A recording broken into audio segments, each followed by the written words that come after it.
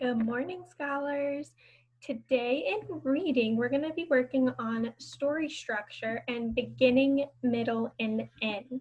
We've done beginning, middle, and end before, so this is going to be a review. So you should be masters and pros and rock stars at beginning, middle, and end of a story. Okay, so to review, the beginning introduces, so it's the first part of the story. The beginning happens first. When you first start reading, you're reading the beginning part of the story. And usually in the beginning part, we get to find out what the story is first about. We get to find out the characters. And sometimes if the character is facing a problem, we'll find that out too in the beginning. Now the middle tells us how the problem gets bigger. Maybe something else happens. It's kind of the main part, the middle part of the story where a big chunk of the problem gets talked about. Now the end happens last. So when you finish reading and you're done reading, you've just read the end of the story, which usually tells you how the problem got solved and worked out and how someone feels at the end. And we've talked about this before in kind of like a sandwich format of how the beginning would be the top of the sandwich, your piece of bread. The middle is where your meat and cheese or your peanut butter and jelly, whatever goes in the middle of your sandwich. And then the end is that bottom piece of bread. So beginning, middle, and end. First, third, or first, second, third. What happens at the start, in the middle, and then last. All right, so we're gonna look over here at just a picture. So like a cartoon picture, and see there's 3 cartoons of it, and we're gonna look at what happens at the beginning. So in the first cartoon, so if I was to label these, get a brighter color, this would be 1, this middle one would be 2, and then the end one would be 3rd. So first, second, third. So let's look at the beginning. The first one, we see a little boy. So we met our character, and he has a red balloon, and it looks like he might have just let go with it. So his problem could be that the balloon started to go away. And our character's this little boy. We don't have a name for him yet, so it's just a little boy. Now in the second one, the middle one, we still just see our little boy, so our character, and we see that a balloon got trapped in a tree. His problem got bigger. Not only did his balloon fly away, now it's stuck. And then this third one, our ends, because it's the last one that we see, is maybe a dad. We don't have any names. We could say a dad or a different character, a man. Someone helped our little boy get his balloon that was trapped in the tree and find it. We can see that his emotions went to, uh-oh. Do you see that face right there in the first one? He's going, what emotion is he feeling? Probably scared, feeling, uh-oh, frightened, maybe a little bit of sad, a little surprised that it let go. Have you ever had a balloon and it's flown out of your hand? You're kind of like, how did that happen? You're surprised. He's still upset in the second one, but then at the end, when his problem is solved, he has a smile on his face. And we know that when there's a smile, those are happy emotions.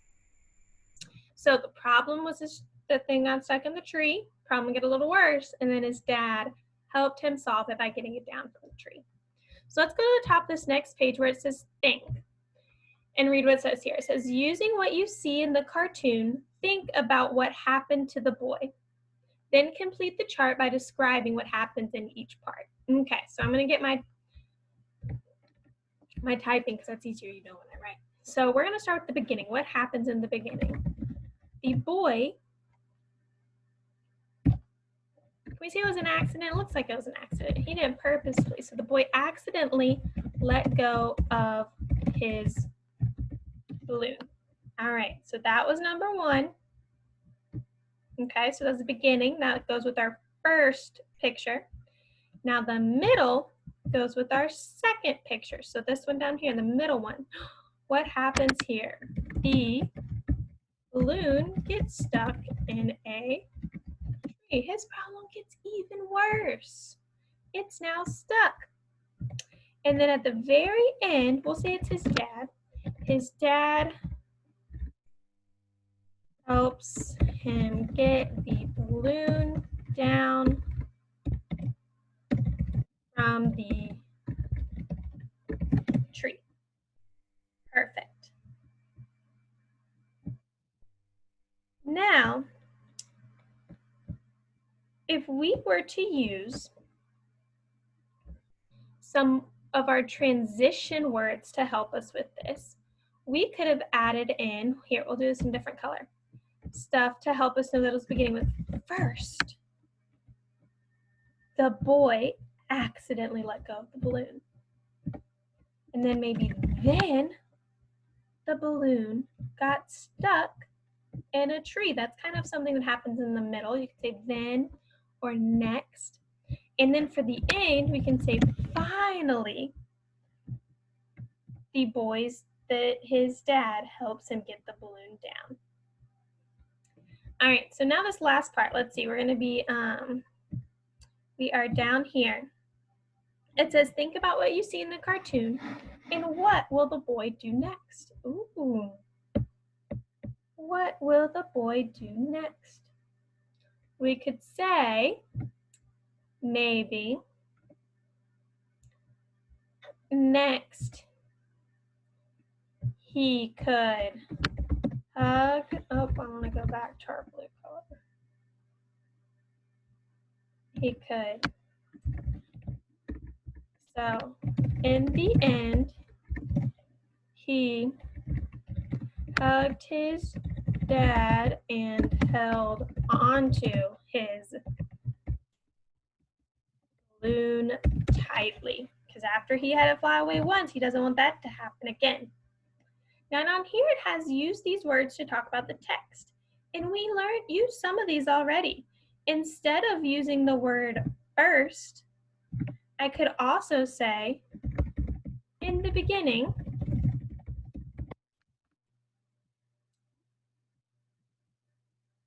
I could have also said, the boy had a problem.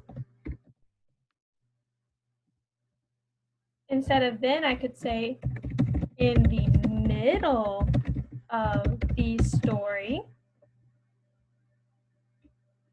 Or I could have also said, his problem got worse. We also have the word in the, we could say in the end, we had finally, and we could also say that his dad solved his problem. He solved it by getting the balloon out of the tree. Okay, so now we're going to talk about the beginning, the middle, and the end again, but this time with a real story. The title of this story is called Jasper the Farm Cat. All right, so we're going to read Jasper the Farm Cat and then talk about the beginning, the middle, and the end of the story. So let's read Jasper the Farm Cat. Jasper was a farm cat. His job was to catch mice in the barn. The people he lived with didn't want mice in the barn. The mice ate the horse's grain. As you know, most cats like catching mice. But Jasper wasn't like most other cats. He had become friends with the mice in the barn. He didn't want to catch them. "What am I going to do?" said Jasper to Millie, one of his mouse friends. "If I don't catch you, my people might want to get rid of me. And I like it here." For days, Jasper worried about what to do. Then he had an idea. He was always seeing the people he lived with throw away food scraps in the kitchen. All this food just went to waste. If he snuck these food scraps to the mice, then they wouldn't eat the horse's grain. So that's just what he did, and everyone was happy. Jasper's people saw that the mice were no longer taking the horse's grain. The mice had food to eat, and Jasper had his friends. That is the end. All right, so the beginning is what happens first, remember? So if I was to think about what the beginning was, I would say the beginning is going to happen in this first paragraph. So we will label this first paragraph beginning. Nope, I need to do that. Okay. Now the middle is going to be what happens in the middle of the story. So where your meat and cheese or your peanut butter and jelly goes. Right there. Those two middle paragraphs. And then lastly, this final paragraph is going to be the end of our story. So what happens last? Perfect. Now, so we're going to go back over here to our chart, which is just like the one that we used on the other page with our beginning, middle, and end. In the beginning, we find out our characters and what the problem is. So who is Jasper and what is Jasper's problem?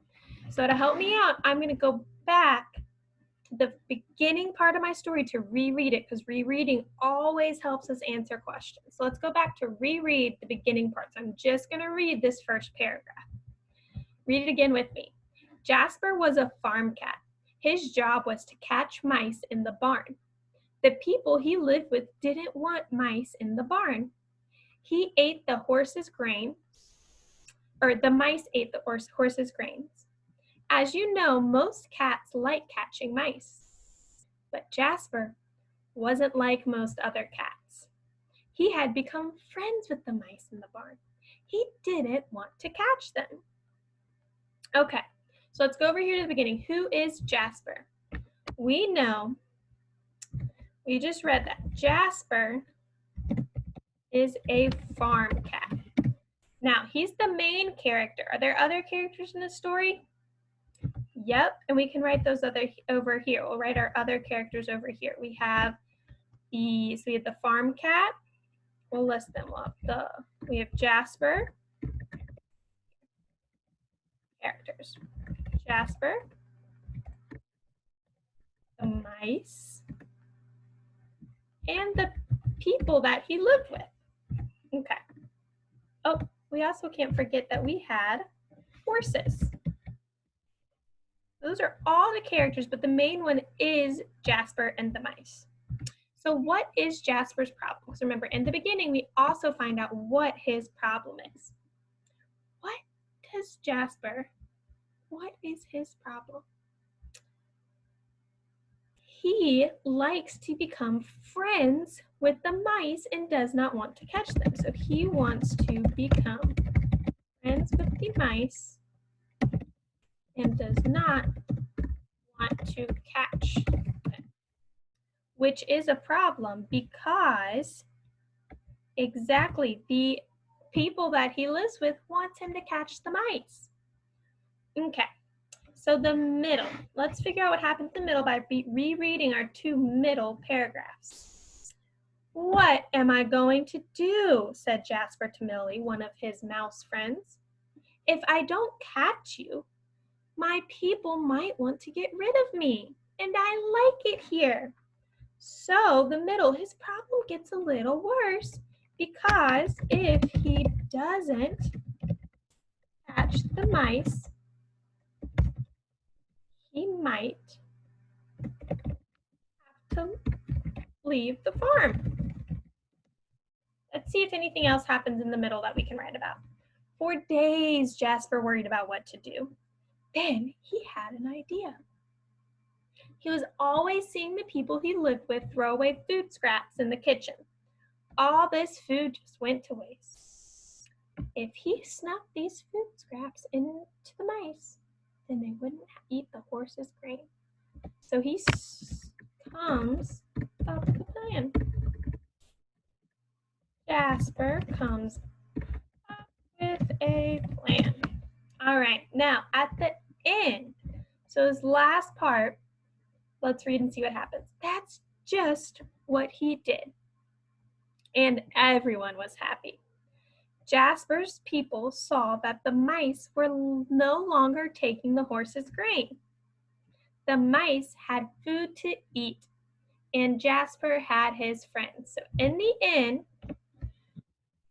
Jasper feeds the mice food scraps so they won't eat the horse's grain,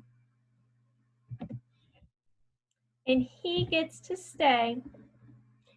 And the people are happy because the mice aren't eating the horse's grain. The mice are happy because they got to eat food scraps. And Jasper's happy because he gets to keep his friends and gets to stay at the end of this. So remember, the beginning is what happens first, the middle's in the middle, and the end is last. And in the beginning, we found out our characters and our problem. In the middle, we found out more about our problem. And then at the end, we found out how the character had solved our problem. Okay, so before you go practice them on your own, we're going to read another story together and answer some more questions, some multiple choice questions about it, and think about the beginning, middle, and the end. So let's look over here and read this story. The title of this story is The Case of the Missing Mutt. Think about that in the picture and try to make some predictions about what you think is going to happen in this story. Okay, so let's begin reading. Mrs. Brown stood at the gate in her backyard with a puzzled look on her face. As she walked closer, I could see something was wrong. Mrs. Brown wiped tears from her eyes and said, "I think someone has stolen Snippets." Snippets was Mrs. Brown's dog. I asked her why she thought he had been stolen. She said the gates were all closed tight, so he couldn't have just run off. I looked around. Some leaf bags stood piled near one corner. I told her Snippets could have easily hopped up on the bags and over the fence. But Marty, she said, why would he do that? Most likely to see another dog, I said. I asked her if Snippets had ever been to the new dog park. Mrs. Brown said, "Why, yes, my granddaughter took him there last week." I found Snippets playing with his friends at the park. I promised I would take him back there later, but first there was someone who very much needed to see him. The end. All right, so let's go back over and look at our questions. Let's look at number 1 and read it with me. What is Mrs. Brown's problem at the beginning of the story? Let's read through our answers, then we'll go back to the text and then pick the best answer. So remember, we have to read all the answers and go back to the text. We can't just pick one right away. All right, so let's start reading. Answer A. Mrs. Brown thinks someone has stolen her dog, Snippets. Answer B. Marty doesn't want to help Mrs. Brown. Answer C.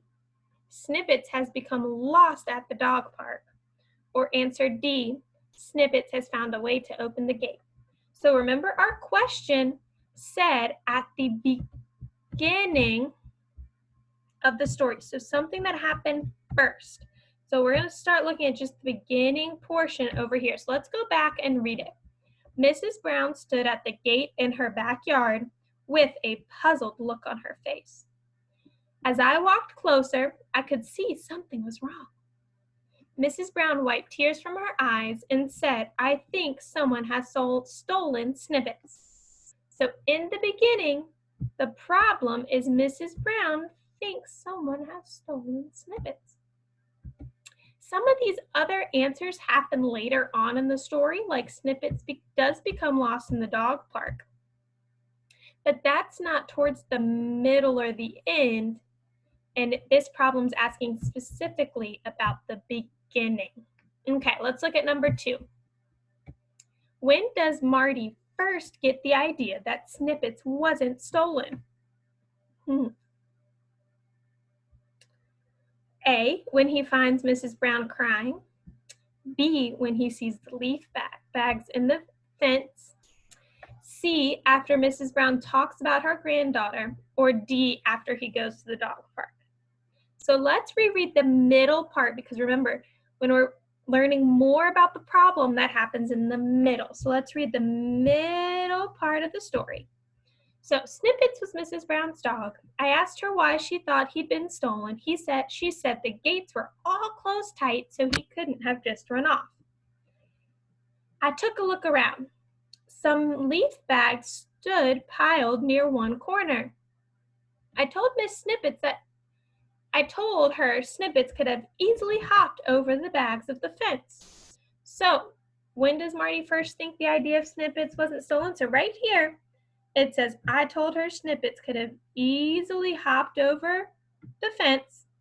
And that happens right after he says that he sees leaf bags by the fence. So that is answer D. All right. Now, question 3. Talk with a partner about why Miss Brown thinks Snippet was stolen, and be sure to use details from the stories. Think in your head about why you think Snippets was stolen. Think about it. Why did Miss Brown think Snippets was stolen? Let's go back and look. I asked her why she thought he had been stolen. Remember, we're looking in the middle because this is more about our problem, which we find out in the middle of our story. So she said the gates were all closed tight, so he couldn't have run off. So she thinks Snippet is stolen because the gates are all closed tight, which makes sense. She doesn't see how he could have run away when the gates were all closed. All right, now this last part says, how is Mrs. Brown's problem solved? So we're going to use details from our story to figure that how is our problem solved, and we're going to look at the end of our story, because remember, questions about how something is solved goes with the end of the story. So he asks, let's see, let's draw, the end is going to be right in here. Okay, so most likely to see another dog. I asked her if Snippets had ever been to the new dog park. Mrs. Brown said, why yes, to see my granddaughter, took him there last week. I found Snippets playing with his friends at the dog park. I promised I would take him back later, but first there was someone else he needed to see. So how was the problem solved? Let's see. Marty, who is the boy, Marty saw how Snippets could hop over the fence with the leaf. He knew Snippets would want to see friends at the new dog park, and that is where he found him. So once again, if we were to label the parts of our story, we had the beginning over here, where we learned our characters were Mrs. Brown, Marty, and Snippets, and we learned our problem was that Mrs. Snippets thought her dog was stolen. In the middle, we learned more about the problem, about why she thought that he was stolen, and we started to learn about the leaf bags. And then in the end, we found out about the dog park and how he went there to go find his friends, and he'd been there before with his granddaughter. All right, so we can now answer questions about the beginning, middle, and end. We knew where to go look for something that happened at the beginning. We knew to go look in the middle of the story for something that happened to tell us more about our problem. And we knew to look at the end for how it was solved. So that way, when we went back to reread, we didn't have to reread the whole story, but just the parts of the beginning, the middle, and the end. Because remember, when we answered each of these problems, we went back to the story to reread before we answered it. Okay, so now you're going to answer on your own some questions about this next story. This next story and the questions are posted in the Google Classroom, but I will go ahead and read you the story here and your questions, and then you can go back to your the Google Classroom to find them to reread it and answer your questions on a sheet of paper. So the title of this story is The Shade Seller, a Korean folktale. So right here. A magnificent shade tree once grew near the house of a greedy merchant. Every day the merchant sat under the tree. One warm day, a young man stopped to rest under the tree too. "Ho!" cried the merchant. "What do you think you're doing sitting in my shade?" "The tree belongs to everyone," he said. "It is mine. However, I am willing to sell you the shade," declared the merchant. "No one owns shade," said the young man. "I own the tree, therefore I own the shade," replied the merchant. The young man paid the greedy merchant. As the hours passed, the shade moved with the sun. When the shade moved into the merchant's yard, the young man did too. The merchant frowned. Then the shade moved onto the merchant's front porch. The young man followed. The merchant gritted his teeth. Finally, the shade moved right into the merchant's magnificent house.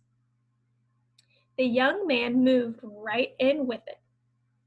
This was more than the merchant could tolerate. "What do you think you're doing?" he shouted.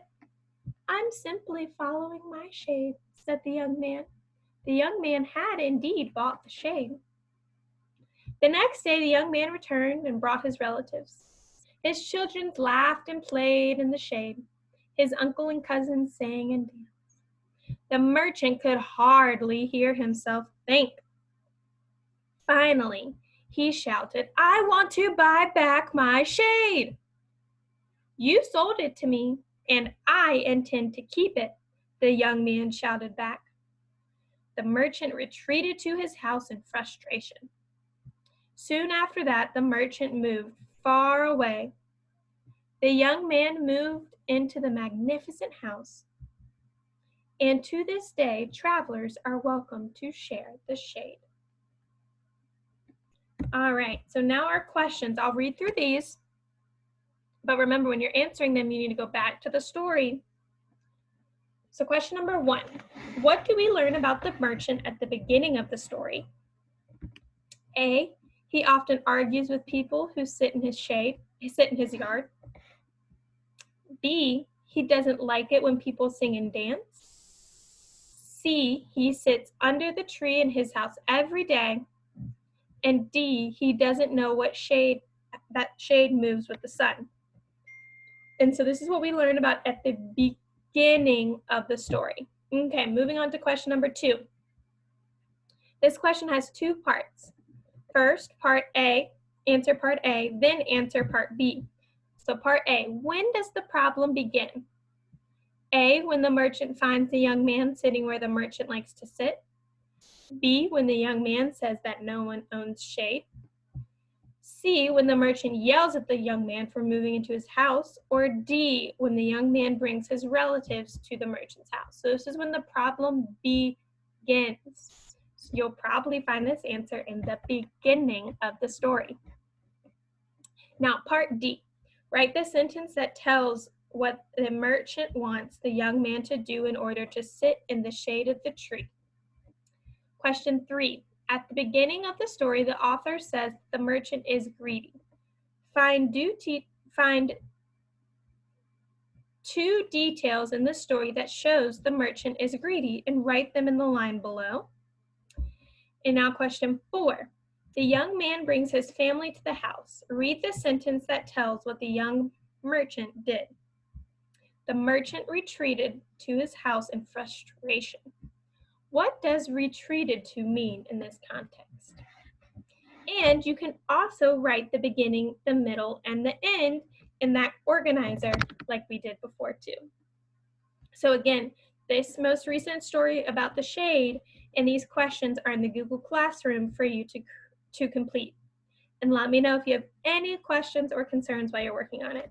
Bye guys.